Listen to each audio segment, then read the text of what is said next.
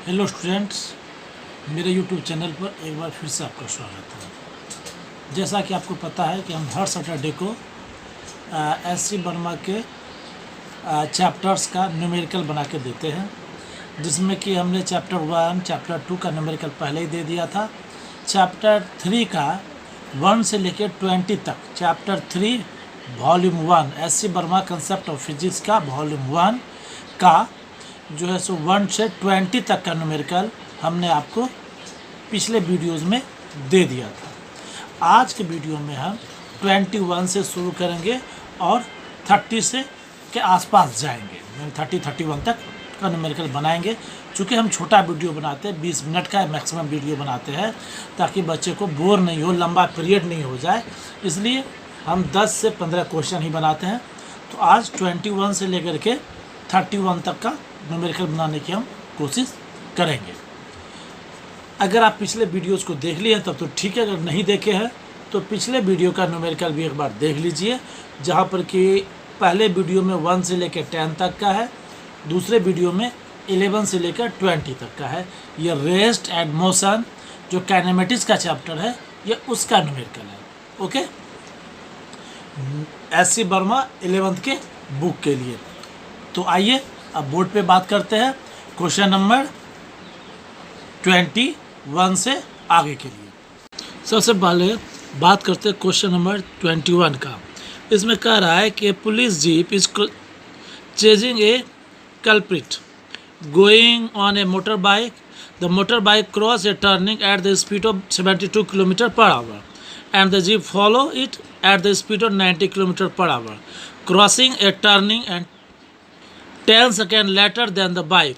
तो सबसे पहले यह एक रोड है, यहाँ पर एक रोड है जो कि इस तरह का बना हुआ है, एक टर्निंग है जो कि रोड पर बना हुआ है।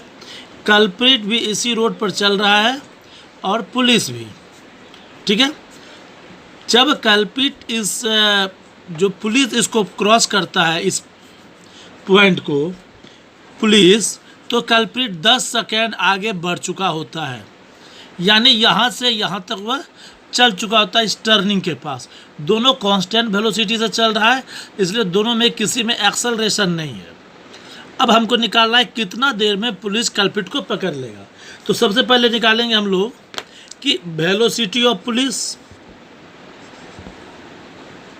वेलोसिटी ऑफ पुलिस कितना है,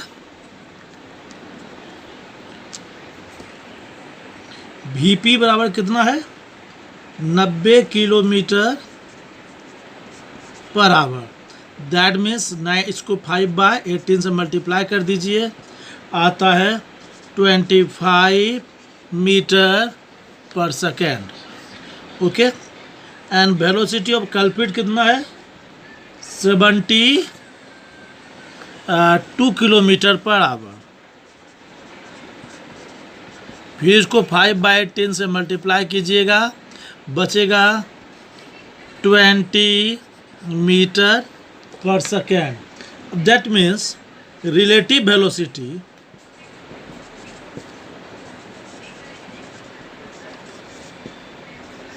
ऑफ पुलिस कितना होगा। पुलिस के वेलोसिटी में कल्प्रिट का वेलोसिटी घटा दीजिए, क्योंकि दोनों सेम डायरेक्शन में है, इसलिए रिलेटिव वेलोसिटी कितना हो जाएगा 25 - 20 5 मीटर पर सेकेंड। यह पुलिस का रिलेटिव वेलोसिटी हो जाएगा। अब सबसे पहले निकाल लेते हैं distance travel by the culprit in 10 second. S बराबर क्या हो जाएगा v इंटू टी, चूँकि यह कल्प्रिट का है, सो हो जाएगा 20 इंटू 10 सेकेंड, यानी कि 200 मीटर। अब चूँकि रिलेटिव वेलोसिटी निकालना है, तो रिलेटिव वेलोसिटी कितना तेजी चल रहा है चोर के रिस्पेक्ट में पुलिस, तो सो time taken by police to cover the distance between itself and culprit, क्या हो जाएगा? तो 200 मीटर हो रहा है और स्पीड दिया हुआ है पहले से ही, रिलेटिव वेलोसिटी कितना है 5, तो 40 सेकेंड। 40 सेकेंड में यह जो 200 मीटर का गैप दिख रहा है वह गायब हो जाएगा। चोर और कल्प्रिट दोनों एक दूसरे के आमने सामने हो जाएगा। सो डिस्टेंस ट्रेवल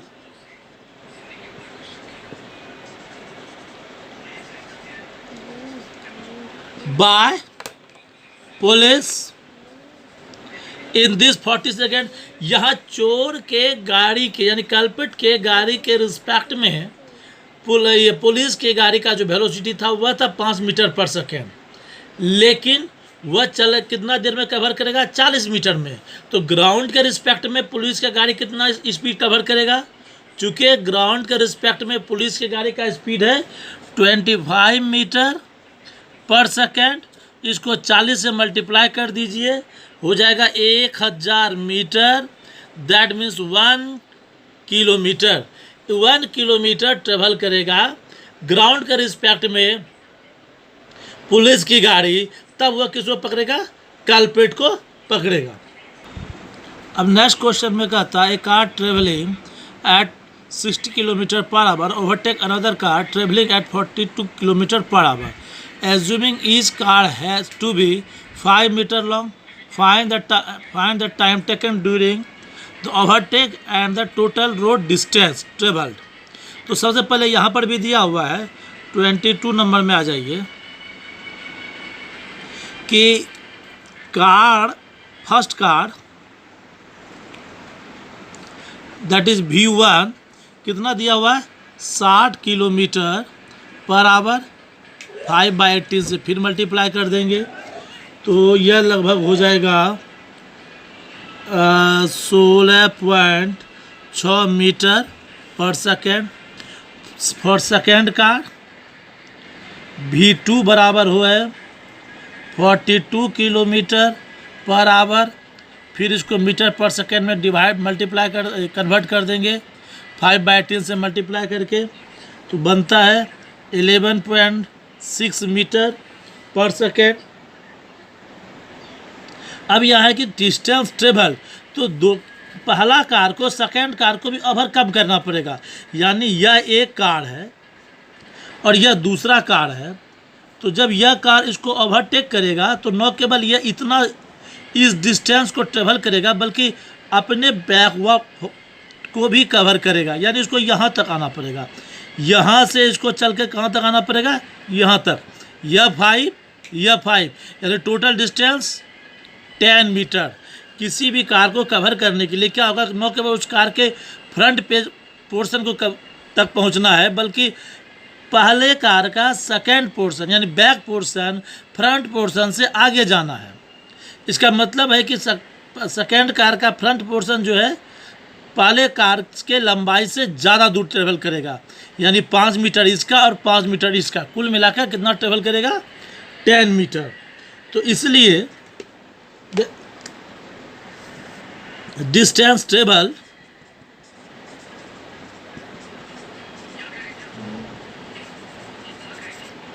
बराबर क्या हो जाएगा? 5 + 5 that is 10 metre. Now relative velocity, जैसा पिछला क्वेश्चन बताया था, तो रिलेटिव वेलोसिटी क्या हो जाएगा? 16.6 माइनस 11.6। फर्स्ट कार का वेलोसिटी में सेकेंड कार का वेलोसिटी सब्सट्रैक्ट कर देंगे 5 मीटर पर सेकेंड। नाउ टाइम टेकन, तो क्या होगा? 10 मीटर कवर करना है 5 मीटर पर सेकेंड के स्पीड से। 10/5 that is 2 second. Now distance travelled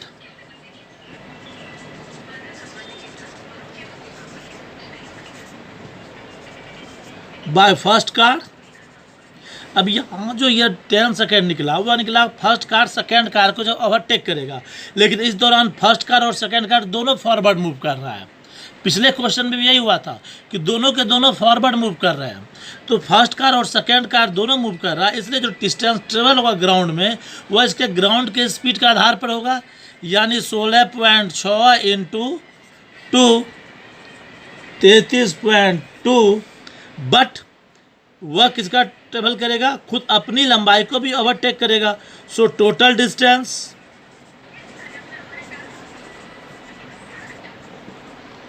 33.2 plus 5 38.2 metre answer. अब आइए question number 23। A ball is projected vertically upward with speed of 50 metre पर second. Find the maximum height. Find the time taken to reach the maximum height, the speed at half of the maximum height. यहाँ पर देखिए क्या है कि u दिया हुआ है, u दिया हुआ है 50 मीटर पर सेकेंड, उसके बाद v होगा 0, a दिया हुआ है -g दैट इज -10 मीटर, 9.8 लगा सकते हैं या 10 भी लगा सकते हैं पर सेकेंड। तो मैक्सिमम हाइट जाने के लिए क्या हो जाएगा, v 0 हो जाना चाहिए, ठीक है। तो जैसे ही हम मैक्सिमम हाइट की बात करते हैं तो क्या हो जाएगा यहाँ कि v स्क्वायर बराबर u स्क्वायर प्लस 2as का फॉर्मूला लगेगा। v स्क्वायर यहाँ 0 है, u दिया हुआ है 50 मीटर पर सेकेंड का whole square plus 2 minus 9.8 into s। इससे s आप निकाल लीजिए, s बराबर हो जाएगा 50 मीटर बाय 2 इंटू 9.8। इसको सॉल्व कीजिएगा, मैक्सिमम हाइट निकल जाएगा। जब मैक्सिमम हाइट निकल गया तो फिर टाइम भी निकल जाएगा, ठीक है। टाइम निकालने के लिए हम लोग फॉर्मूला लगा देंगे, s बराबर ut plus half at square. s मालूम है, हो जाएगा इस फार्मूला से 50 बाय 2 इंटू 9.8 से 50 बाय 2 इंटू 9.8 कर दीजिए, बराबर u दिया हुआ है 50 into t plus half into 9.8 into t square. इस इक्वेशन को सॉल्व कीजिएगा, 23 बन जाएगा, इसमें कोई दिक्कत नहीं आएगी। ओके, अब 24 नंबर ध्यान दीजिएगा। यहाँ का ये कह रहा है a ball is dropped from the balloon going up with a speed of 7 metre पर second. If the balloon was at the height of 60 metre at the time of dropping the ball, how long will ball take it to reach the ground. यहाँ पर क्या है, यहाँ पर ज़रा ध्यान देने वाली बात यह है कि जिस वक्त बैलून से ड्रॉप किया गया था बॉल को, उस वक्त बैलून अपवर्ड जा रहा था। That means u equal to यहाँ पर क्या है -7 मीटर पर सेकेंड है, क्योंकि हमने बैलून को डाउनवर्ड ड्रॉप किया था, लेकिन बैलून जा कह रहा था अपवर्ड। और यहाँ पर s दिया हुआ है 60 मीटर, ठीक है। g तो यहाँ भी हो जाएगा 9.8 मीटर पर सेकेंड स्क्वायर। तो अब कहता है how long will ball take to reach the ground, ground तक पहुँचने के लिए बॉल कितना टाइम लेगा। तो इसको बनाने का तरीका साफ फिर वही है, s बराबर ut plus half at square. यहाँ पर s हो जाएगा 60 मीटर ही रहेगा, चूँकि ड्रॉप किया गया है 60 मीटर से ही, लेकिन इनिशियल वेलोसिटी यहाँ पर डाल दिया गया है कितना -7, और t मालूम नहीं है, t रहने दीजिए, प्लस हाफ इंटू, चूँकि बॉल ड्रॉप है 9.8 डाउनवर्ड ही रह जाएगा, इंटू टी स्क्वायर। इस फार्मूला को सॉल्व कीजिएगा, t का वैल्यू निकल जाएगा और उसके आधार पे आप टाइम बता सकते हैं कितना देर लगेगा। ओके, अब 25 में a stone is thrown vertically upward with speed of 28 metre पर second. Find the maximum height reach. यह ठीक वैसे ही है जैसे कि 23 बनाया गया था। 23 और 25 बिल्कुल सेम टू सेम एक जैसा है, इसलिए अगर आप 23 बना लिए हैं तो 25 भी आपसे बन जाएगा। आप उसी को देख करके 25 पर भी ट्राई कीजिए। तो यह 25 वैसे ही बनेगा। हम आ जाएंगे, बात करेंगे 26 पर। A person sitting on the top of the tall building, dropping ball at regular interval of 1 second. Find the position of third, fourth and fifth ball when sixth ball is being dropped. अब यहाँ पर देखिए क्या है कि regular interval से इस building के टॉप से बॉल को ड्रॉप किया जा रहा है, ठीक है। तो जिस वक्त सिक्स्थ बॉल ड्रॉप किया जा रहा है तो सिक्स्थ बॉल यहाँ पर है, उसके 1 सेकेंड बाद फिफ्थ बॉल होगा, उसके 1 सेकेंड बाद फोर्थ होगा, फिर थर्ड होगा, फिर सेकेंड होगा, फिर फास्ट होगा। यानी कि ड्रॉप जो किया जा रहा है तो हर सेकेंड के बाद बॉल गिर रहा है। तो थर्ड बॉल और फिफ्थ बॉल की जब बात करेंगे तो थर्ड बॉल जो होगा 1, 2 और 3 सेकेंड पर, थर्ड बॉल 3 सेकेंड ट्रेवल कर चुका होगा, फोर्थ बॉल 2 सेकेंड और फिफ्थ बॉल 1 सेकेंड तक डिस्टेंस ट्रेवल कर चुका होगा। इस क्वेश्चन में बस इतना सा ही ध्यान रखना है कि यहाँ पर यह हो गया 1 सेकेंड फिफ्थ बॉल के लिए, फोर्थ बॉल के लिए 2 सेकेंड, थर्ड बॉल के लिए 3 सेकेंड, ठीक है। अब हमको निकालना है कि डिस्टेंस ट्रेवल, तो लगा दीजिए एस बराबर u t plus half ji t square for S third के लिए क्या होगा, यू तो हर एक के लिए 0 हो जाएगा, 0 इंटू 3 प्लस हाफ जी इंटू 3 स्क्वायर। फिर फोर्थ बॉल के लिए हो जाएगा एस फोर्थ के लिए क्या होगा, 0 इंटू, यहाँ देखिए फोर्थ बॉल कहाँ पर है, फर्स्ट बॉल यहाँ आ जाता है, फोर्थ बॉल यहीं रहता है, यानी कि 2 सेकेंड, 0 इंटू 2 प्लस हाफ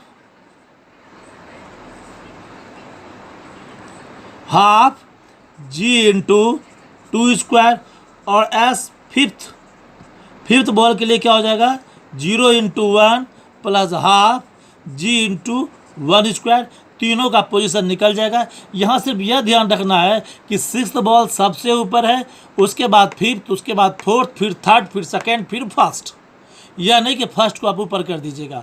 यानी सिक्स्थ बॉल से फिफ्थ बॉल जाने में 1 सेकेंड, फिफ्थ बॉल से फोर्थ बॉल जाने में 2 सेकेंड और फोर्थ से थर्ड तक जाने में 3 सेकेंड, यानी 3 सेकेंड का यह अंतर होगा। बस इसको सॉल्व कीजिएगा, आपको इसका सॉल्यूशन मिल जाएगा। अब यहाँ पर देखिए क्या है, a healthy young man is standing at a distance of 7 metre from a 11.8 meter high building. See a kid slipping from the top of the floor. With what speed should he run to catch the kid at his arm? यहाँ पर क्या है, जरा ध्यान देने बात यह है कि यहाँ पर एक बिल्डिंग है जो 11.8 मीटर हाई है और एक आदमी है जो यहाँ से 7 मीटर की दूरी पर खड़ा है। हाइट ऑफ द पर्सन दिया हुआ है 1.8 मीटर हाइट दिया हुआ है। कहता है कि यहाँ से बच्चा गिरा है और इसको यहाँ से यहाँ तक पहुँचना है, यानी कि बच्चा जिस वक्त इस हाइट पर पहुँचेगा मैन के हाइट के बराबर, यानी 1.8 मीटर ऊपर रहेगा, उस वक्त व्यक्ति को यहाँ होना चाहिए। यानी कि फ्री फॉल में बच्चों को इतना दूरी ट्रेवल करना है, उतना देर में इसको कांस्टेंट वेलोसिटी से यहाँ तक पहुँच जाना है।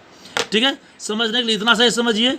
यहाँ पर फिर लगा देंगे हम लोग फार्मूला लगाने से पहले हम लोग निकाल लें एस बराबर क्या हो जाएगा 11.8 माइनस 1.8। इतना ही दूरी इसको ट्रेवल करना है, इस 1.8 तक नहीं करना है, यानी क्या हो गया 10 मीटर।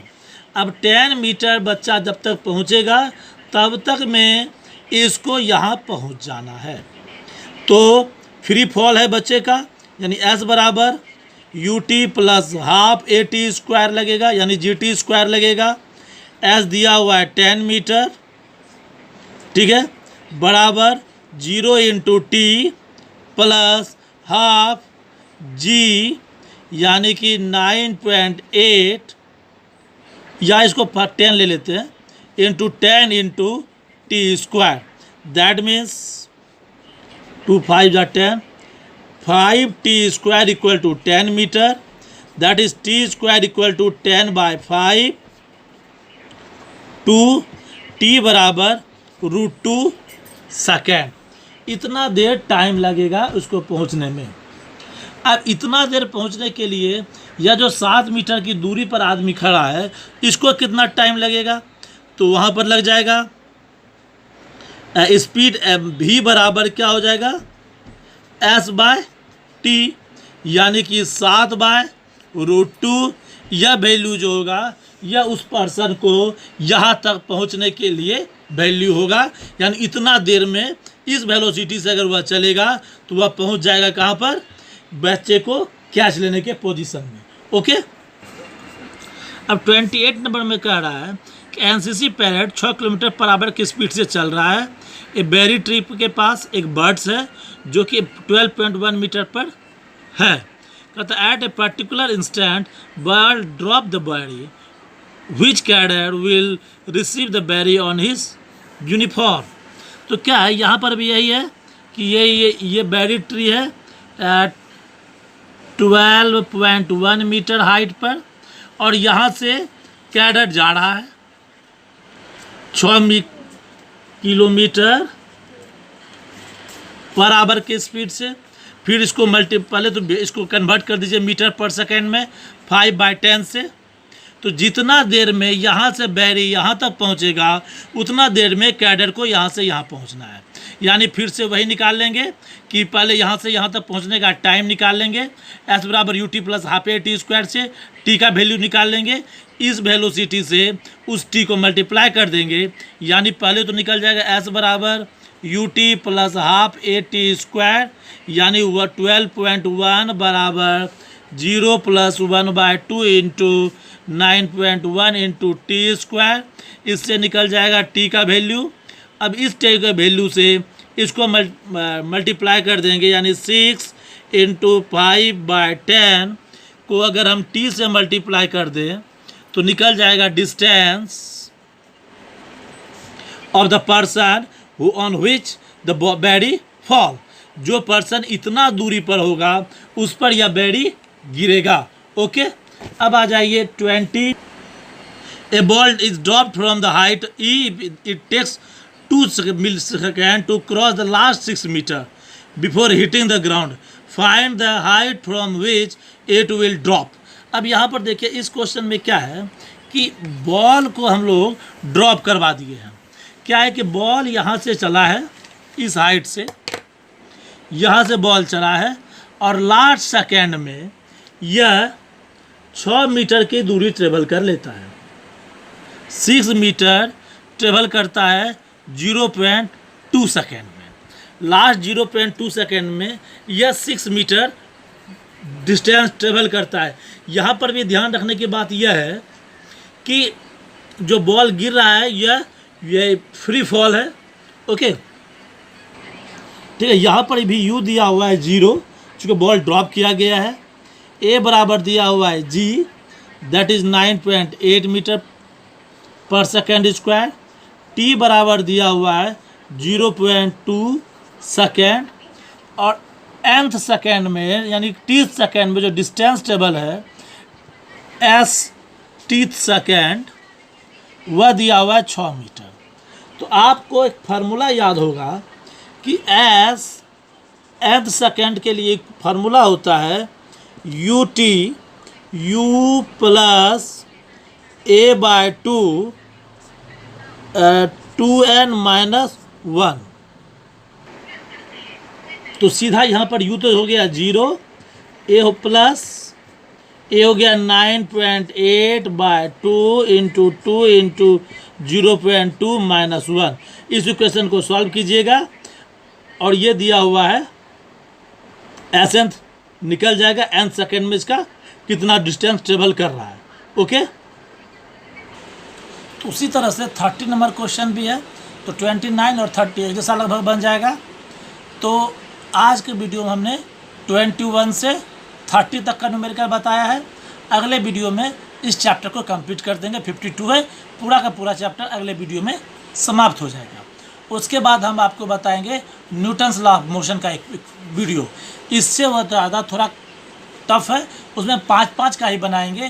थोड़ा उसको डिटेल में समझिएगा ताकि आपको आसान हो आगे चैप्टर बनाने में, ठीक है। उसके बाद फिर आसान आता जाएगा न्यूटन्स लॉ ऑफ मोशन और फ्रिक्शन। इसी 2 चैप्टर का न्यूमेरिकल जो है आपको थोड़ा टफ लगेगा। ओके, आज के वीडियो में इतना सा ही। बाकी हम अगले वीडियो में आपसे मिलते हैं, तब तक के लिए अलविदा, धन्यवाद।